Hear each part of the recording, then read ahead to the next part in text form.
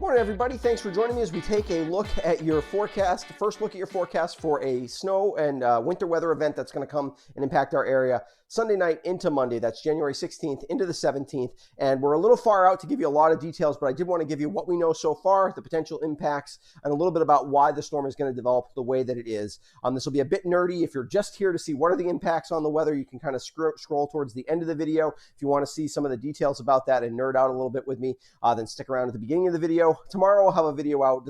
We are not putting out a forecast map of snowfall totals yet. Probably have one of those out tomorrow.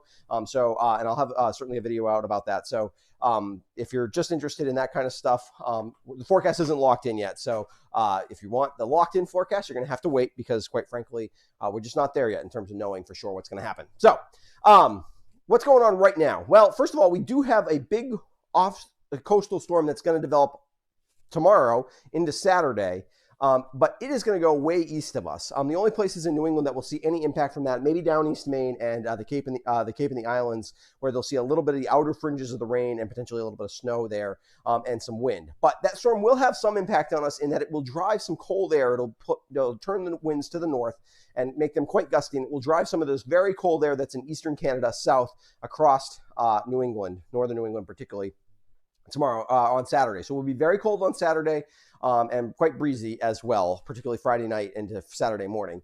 And then that'll set the stage for this storm to our west, which is I'm going to show you how the energy is going to move. But this storm to the west to come across the country, develop into a low pressure system here across the southeast, and then ride up the coast. And then we'll have to see what the exact track does, and that's going to determine exactly what happens. In terms of satellite imagery, you can see here's the beginnings of our storm that's developing. That'll become the big ocean storm for tomorrow. And this will become a strong storm. If it was closer to the coast, it would be a huge impact storm. We're talking, a lot of the models are saying that we're looking at low pressures in the 960 millibar range, which is like a Cat 2 hurricane. It's a strong system, sometimes even a Cat 3 hurricane. So this is going to have huge, there'll be big ocean swells and things like that. But again, not really a problem here in southern Vermont, except for that it means it's driving the cold air in. Then behind that comes our two pieces of energy that are really going to cause our issues for this weekend. So here's our first storm, first piece of energy. This map, for those of you who haven't been following me for a long time or haven't seen one of these maps before or had seen me describe it, this is a measure of vorticity at 500 millibars of the atmosphere, which I'm sure is just essentially a bunch of gibberish to most of you. But essentially 500 millibars is kind of mid to high, not the highest levels of the atmosphere, but mid to high parts of the atmosphere, or at least where the weather happens in the atmosphere. And vorticity is essentially a fancy way of measuring upward vertical motion in the atmosphere. And so where there's upward vertical motion, that's where there's energy, which means that's also where you're moving air up, which is where precipitation happens. It's where storms form, essentially. So this first piece of energy is going to come across the Rockies. The surface low pressure, which we saw on the radar, will die out. And then it will redevelop. That always happens as they come across the Rockies because the mountains get in the way and they kind of tear apart the low pressure system.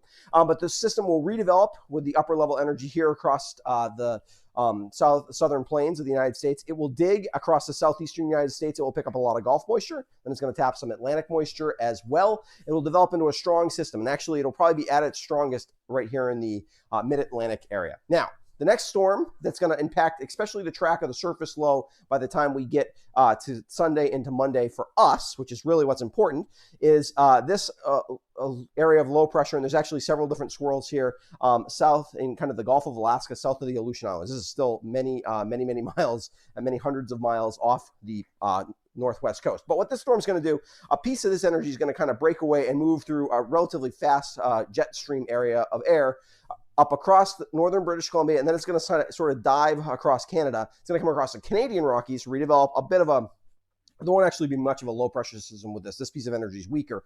But as it starts to dive into the trough, what will happen is these two pieces of energy will do a bit of a dance here across the East Coast. And as they'll tend to want to rotate around each other, the energy at the mid and upper levels. And what that will do is it's really got two options of what it'll do with the low pressure system. One, it will kick it out to sea a bit as it sort of spins it off and redevelops into another storm out to sea here. And if that happens, we'll have basically a coastal riding storm, which would be a big snow event for us here in southern Vermont. Or it will turn the storm kind of a bit back to the west and have it come kind of due north from Delaware and Maryland into western New York, which would mean we have snow on the front side, but then we definitely get sleet and rain, particularly at the lower elevations, to mix in, which would really lessen the amount of snow that we're looking at in that regard. Let me show you that at the surface, what's going to happen. So this is pretty locked in because this is really just associated with the first piece of energy. We're going to have a storm developing here over the Mississippi, Alabama state lines roughly. This will be Saturday overnight, and this will be moving by Sunday morning or Sunday afternoon to the coast, the Carolina coast, and then that's where we start to see the divergence. Like I said, there's a chance that the storm sort of essentially kind of moves its energy and starts to develop as a coastal storm here, or that the storm kind of heads inland and then kind of goes over back over the Appalachian Mountains as it comes across Pennsylvania into western New York.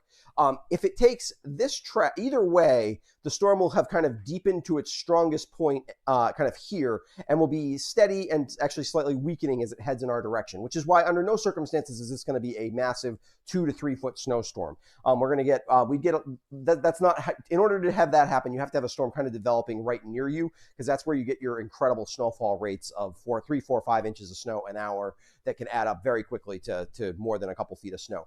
We're not looking at that kind of situation, although we could still, there's going to be plenty of moisture associated. So we could still very easily be looking at 1 to 2 inches of snow per hour, and we could be looking at a foot to maybe a foot and a half of snow under if it maximizes the way that it could go. If we take this western track, we'll also get a lot more wind because we'll be taking wind kind of from the east instead of the northeast direction. And storms like this, you do get wind on these coastal storms, but it tends to be gusty and not damaging. A storm with this track could give some damaging winds to eastern facing slopes. This is an unusual storm track, and so sometimes the fact that the wind's coming from a different direction at a high with gusts than it normally does actually causes problems for power lines and trees and things like that as it goes. So this would be a more problematic power outage potential issue, although I don't think they would be widespread even under that case. So let's take a look at what we know and what we don't know for the storm. It's going to be a high impact event. Precipitation will begin overnight Sunday into Monday, and it will begin as accumulating snow. Heavy precipitation will end Sunday afternoon. Travel is going to be tough all day on Monday, no matter which storm track we get. And there's going to be plowable snow. The snow, you're going to need your driveway plowed, and the state guys and the town guys are going to need to be out there plowing the roads. In terms of what we don't know the exact track. One of those two options that I showed you is probably what's going to happen. Total snowfall accumulation is very dependent on which of those two tracks it takes. How much mixing will happen also very, very, very much a function of which of those two storm tracks we take. And if we will get damaging winds. Again, the western track, I think we do. The eastern track, just some gusty winds, but nothing that's going to cause any issues. And how long snow will linger, particularly western-facing slopes for some wraparound and upslope snow. Travel could still be difficult in some places Tuesday morning, particularly coming over those mountain passes. I'm thinking like Route 11 near Bromley, or Route 9 coming over the hill in Route 9, or certainly 155, places like that, or 100 if you're going from Weston over to Ludlow. Those could be some tricky spots. The normal tricky spots. Route 30 also, like across to 11 near Snow Valley, could be a tricky spot, like normal. What do I think is going to happen? So again, here's my early forecast, way too early. At least 4 inches of snow, I think, happens before any changeover. So I think all of us are going to get at least 4 inches on the front end. Some sleet in valley locations will hold some totals back. I think it's likely that we'll get at least some sleet. Even the coastal tracks, some places like Brattleboro and up the Connecticut River Valley, I think we'll probably see a little bit of sleet. And across far southern Vermont. That's not a guarantee, but I think it's probably, there's a good chance we'll see at least a little bit of sleet.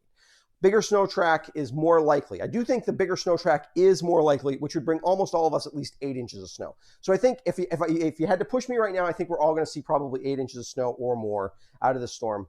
Not a guarantee. Winds will be gusty but not damaging because I'm favoring that coastal track. West-facing slopes will see accumulation on the backside through Tuesday morning. I do think that'll happen. It looks like some spots will still be slick. And finally, I guarantee you this forecast will change. We're not in the locked-in phase yet, so it's hard to know exactly what's going to happen. And I don't want to be overly confident with anything with you because I would basically be lying. But this forecast will change. But I think as I see it right now, here's kind of what we're looking at. If you want to make sure you don't miss any of my updates on this storm or any other storm, you should subscribe to my YouTube channel. And so you just click that button. If you click the bell next to the subscribe button, it means that you'll get notifications, push notifications through your phone whenever I publish something, which is helpful. If you want to get emails of when I'm putting out my forecasts and things like that, you can see my Patreon page. I do have a Patreon level at which I email everything out to you. So if you're interested in that, you can certainly become a patron that way, and that also helps support financially some of what I do here at The Weather Guy. As hopefully you've noticed, I've been trying to improve my video and lighting, although that's been a struggle. I've got the new lights and things, but getting them to function perfectly, there's a reason that this stuff takes a while to set up a studio. But we're working on it, so I'd invite you to take a look at my Patreon page, and if you're interested in supporting financially what we do here at the West River Weather Guy, that's a way that you can do it. Thanks for joining me, and I'll be back tomorrow with a look at the whole weekend's forecast. I always do a weekend forecast on Friday mornings that will include Monday and hopefully include snow total maps and things like that. And then I'll be back every day with an updated look at this storm. Thanks for joining me.